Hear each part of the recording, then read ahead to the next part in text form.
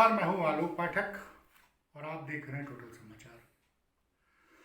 कल बहुत दिनों बाद मैंने कुछ टाइम अखिलेश यादव जी के साथ बिताया। सुबह प्रेस कॉन्फ्रेंस थी, उसमें मैं रहा। उसके बाद 10 मिनट का लगभग मैं उनके साथ बैठा रहा। इसके पहले 15 अगस्त 2022 में भी काफ़ी समय मैंने उनके साथ बिताया था। मैं अखिलेश यादव का जिक्र इसलिए कर रहा हूँ क्योंकि एक आदमी को आप तभी समझ सकते हैं जब आप उसको करीब से देखते हैं, उससे बातें करते हैं।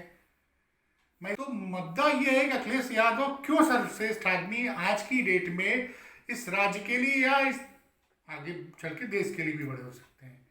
क्योंकि जरूरत क्या है, इस वक्त जोड़ने की राजनीति होनी चाहिए।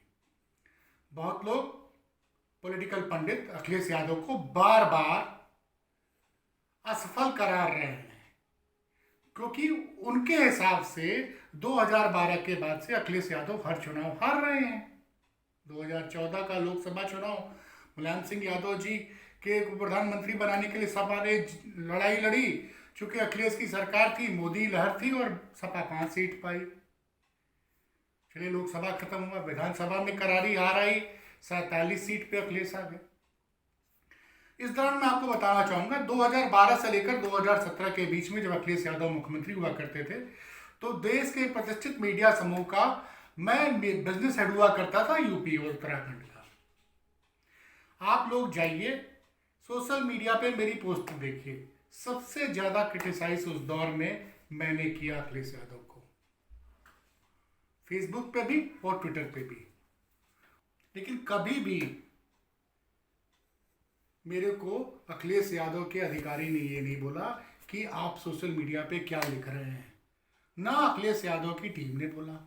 उस दौरान मेरी 2-3 बार अखिलेश यादव जी से मुलाकात हुई, इस चीज का उन्होंने कभी जिक्र नहीं किया। मैं ज्यादा मिलने में विश्वास नहीं रखता हूं। मेरा मतलब ये है कि अगर मैं किसी आदमी के साथ 10 मिनट का भी क्वालिटी टाइम बिता लूं तो मेरे लिए महत्वपूर्ण है। मैं अखिलेश यादव से मुख्यमंत्री रहते, जब वो मुख्यमंत्री बने उसके बाद 2 बार मिला। 2014 में जब लोकसभा चुनाव होने वाले थे, उसके पहले वो इंडिया टुडे कॉन्क्लेव में आए थे, तब मैं वहाँ बहुत देर तक उनसे बात किया। उसके बाद 2016 में जब नोटबंदी चल रही थी तब हम अखिलेश यादव के आवास पे गए थे, कुछ काम के सिलसिले में। उस दिन भी बातचीत हुई थी। और अब मैं देख रहा हूँ किसी आदमी का चुनाव जीतना या चुनाव हारना, ये उसकी सफलता असफलता आप राजनीति वो तय कर सकते हैं कि भाई पॉलिटिकली वो कितने सक्सेसफुल हुए या नहीं हुए।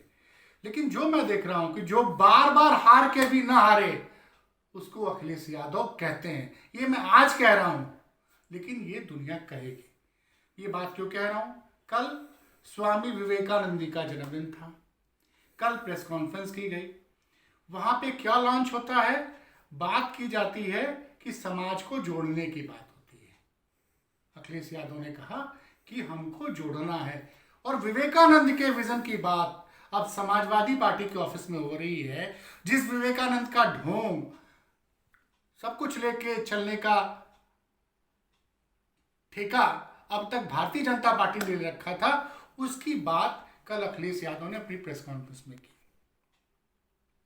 वो आदमी सबको जोड़ने की बात कर रहा है। जो आदमी जोड़ने की बात करता है वो आज के युग में, जहां पे आप लोगों को रोजगार नहीं देना चाहते हैं, आप महंगाई कंट्रोल नहीं कर पा रहे हैं, तो आप जहां नफरत की राजनीति करनी है, लोगों को मेन मुद्दे से भटकाना है, तो वो सफल हो रही है सत्ता पक्ष की। लेकिन जो बीज अखिलेश यादव लगातार बोए जा रहे हैं 2012 से लेकर 2022-23 आ गया है, इसके नतीजे आज नहीं तो कल जरूर दिखेंगे।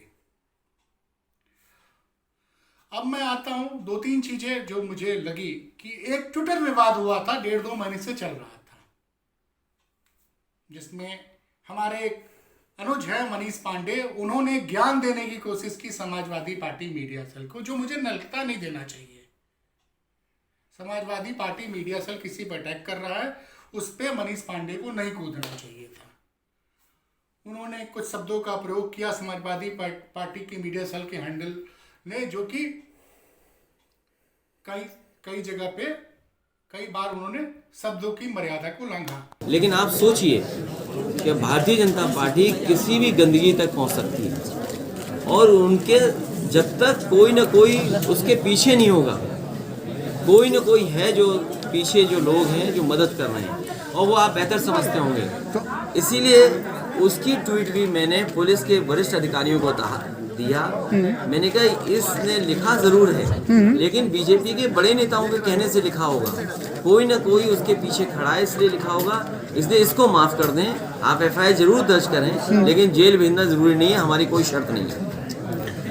लेकिन उसके बाद जिस तरह का प्रयोग भाजपा के शब्दों का प्रयोग भाजपा के 2 प्रवक्ताओं ने किया, जिनके ऊपर तमाम तरह के आरोप लगे, लेकिन वो जवाब नहीं दे पाए और दोनों तरफ से शब्दों की मर्यादा का जबरदस्त उल्लंघन हुआ। इसमें कुछ गिरफ्तारियां भी हुई। सत्ता पद से जुड़े पत्रकार, मैं फिर बोलूंगा, सत्ता पद से जुड़े पत्रकार और भाजपा के प्रवक्ताओं ने इसको अपनी जीत माना। लेकिन मनीष जगन अग्रवाल की गिरफ्तारी के बाद पूरा खेल ही पलट दिया अखिलेश यादव ने।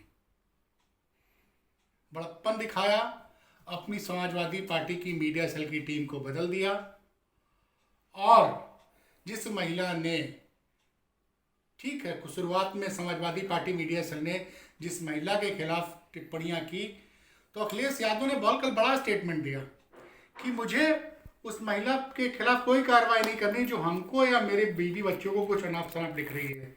मैं ये चाहता हूं जो लोग उस महिला के ट्विटर हैंडल के माध्यम से ये सारी चीजें लिखवा रहे हैं, उनके ऊपर कार्रवाई होनी चाहिए।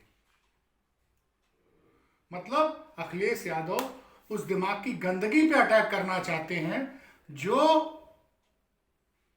आज सत्ताधारी दल ने सत्ता पाने के लिए पूरे देश में फैला रखी है।